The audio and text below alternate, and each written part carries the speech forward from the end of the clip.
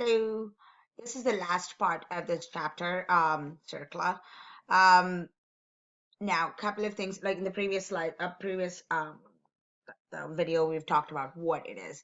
This is actually always considered to be a joint venture between private and public. So once there is a contamination, the EPA comes in. Actually, my bad. Let me back up.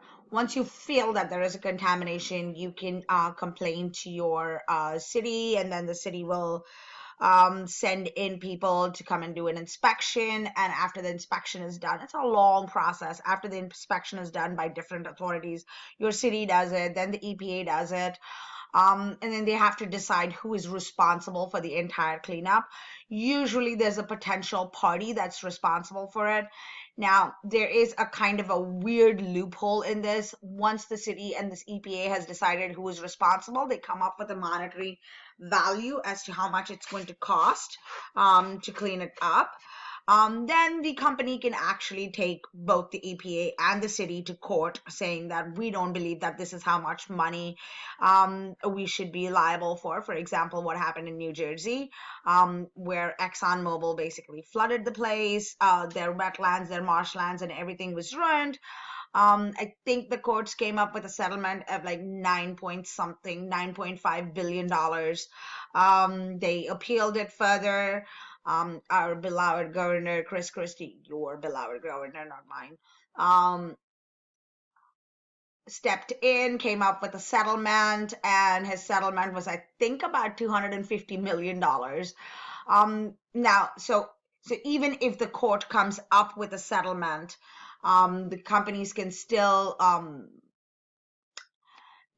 lobby against it. They can fight against it. There's multiple steps for it, and then usually the state governor or whoever is in power will check. Well, usually the state governor will step in, and then they negotiate a settlement. Now, interestingly, in the New Jersey case, they also paid $500 million towards, $500,000 towards Chris Christie's Republican Governors Association. So, now, what's the problem with that kind of stuff? The problem with that is that at some point of time, if the company does not pay for the cleanup becomes the problem of the taxpayer. Taxpayers eventually have to fund it. So in states like New Jersey, they will put in some fees, different types of fees that pays for it. However, that's not the case everywhere. There are real success stories, one in Stanford itself. I'm going to go over the Superfund sites. The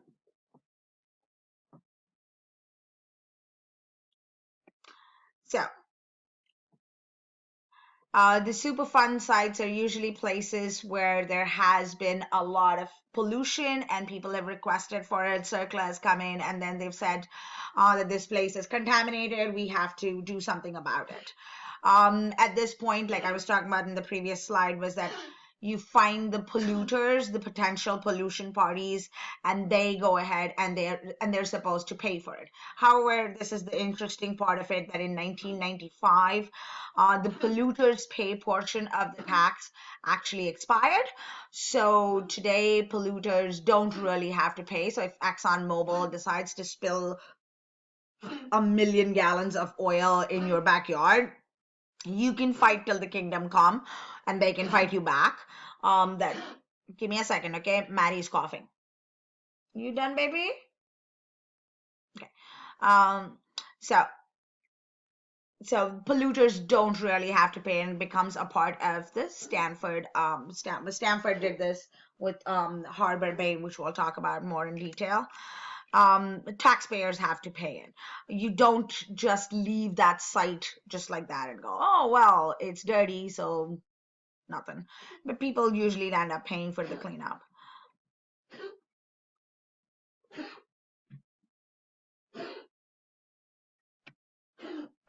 These are a couple of statistics about the Superfund sites in and around the United States. Besides these old mining areas, now in mining, there's something called strip mining they do, where they basically go in, strip the land of everything that it has, and then move on to a different site. After 1995, the polluters pay portion of it. expired, they are not anymore required. They can fight you. They're required to pay for it legally, but they can fight you because there's no actual legislature to do anything about it. So most of the laws we're talking about, they exist. They are very good laws. They're very well intentioned, but they actually don't have any teeth to it. So when during the next elections you hear people say that we have to reduce regulation, these are the regulations they want to reduce. Regulations that keep lead and arsenic from your water and NOx and SOx from your air, that is the regulation they want to reduce. Again, the last part of it talks about how they are overrepresented in poorer neighborhoods. I was actually looking through a list of places that have Superfund sites in Connecticut, and Litchfield County, New Haven, and Bridgeport were three places that showed up that had the most number of them. And most of them were old battery manufacturing places, more old chemical labs that are no more there, that have been doing this today, because the other place that like what countrywide, if you look at it, Detroit has the largest number of these that are completely unfunded. They've been declared as Superfund sites, but nothing has been done about them, just because Detroit has no money. And oh well, it's Detroit. This kind of gives you an idea of where the Superfund sites are. I mean, sorry, what the waste sites are. And if you look at it, most of these are actually, the blues are aquifers, and most of these are in and around aquifers. That is a huge problem because in the previous slides, we've also talked about it. Once these chemicals actually leak into the aquifers, those aquifers are rendered useless. You cannot clean them up. This is really sad picture to say, none the least. My state of California looks awful, but then your state looks worse.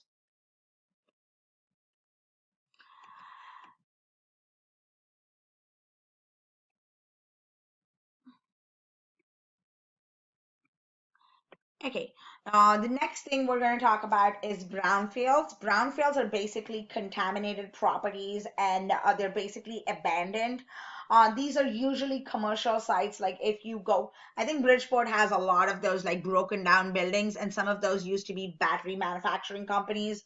Some of them used to be chemical manufacturing companies. All these places have large amounts of carcinogens that have been left over in those places. They are completely deemed uninhabitable. And they're also called, the other term for brownfields are also sick buildings.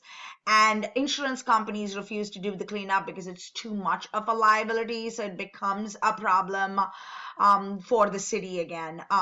Even though the cities demand for the owners to pay for remediation and everything, nothing usually happens. They just abandon and move on. Unfortunately, with the economy the way it is, we find a lot of homeless people actually living in these buildings. They become, especially if you take a place like Connecticut where there's a lot of snow, you're going to find a lot of people actually living in these buildings, which is really sad because there's no proper running water, and whatever water they have in there is leached water that comes because of rain and snow and stuff like that, and the water is basically contaminated with all the impurities that's in that area. They are, they are a sect of people that actually nobody cares about. That we don't really care about their existence as much. So we kind of turn a blind eye towards it. It is really sad, and it's actually now is also, if you think about the Rust Belt, which is Detroit, Cleveland, I mean that whole area, Detroit, Cleveland, those areas which were heavy into car manufacturing and car and parts manufacturing. That's like the industry that's kind of in shambles right now, at least in that area. Car manufacturing is well, fine and dandy everywhere else. It's just in that Rust Belt area, it's not doing all that great. Most of those buildings, unfortunately, are today being occupied by really low, you couldn't even call them low income people, by people who are homeless essentially, because it does provide them shelter. These buildings have large amounts. They've they've had buildings that have had arsenic poisoning in them. They've had buildings that actually have cyanide poisoning in them. Um, it is a horrible situation. They're also called, like I said, they're also called sick buildings. I think in Stamford there is a place called Harbor Park. And we will talk. Let me talk about Harbor Park for a second. Okay. Harbor Park is actually used to be a Superfund site that with the money from the Stamford City as well as a lot of private money coming in, they're actually, I think, going to be one of the largest Superfund sites that have been converted into like an office building area, and they should be fully done in, I think, a year or so, and they should be providing about 2,500 jobs in that area.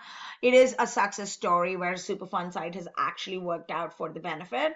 Couple of other things that Superfund sites are converted into: water parks, all sorts of amusement park areas. Once upon a time were some form of Superfund site.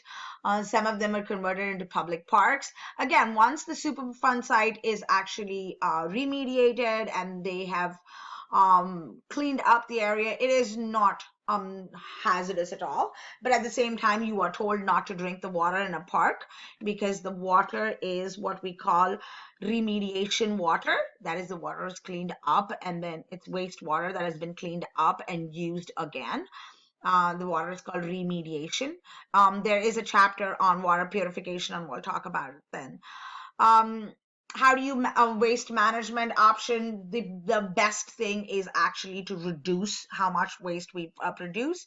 And just like in the previous slides, we talked about recycle, reuse, and we can always use less toxic alternatives. But that's not always a viable option.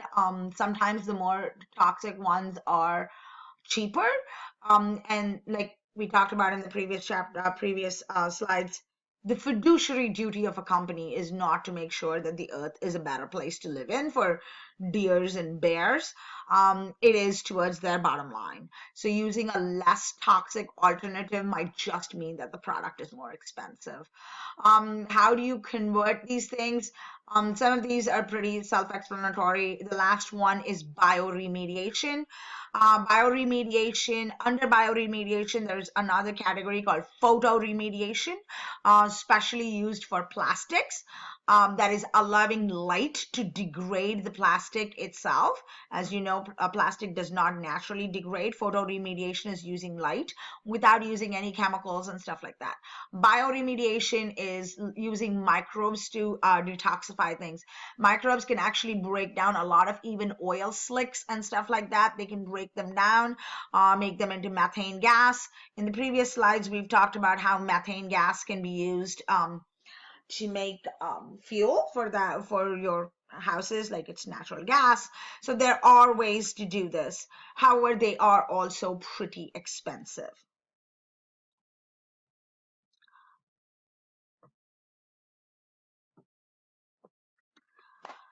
The other option here that the option that we use, come here, baby. Come on. No, no, no,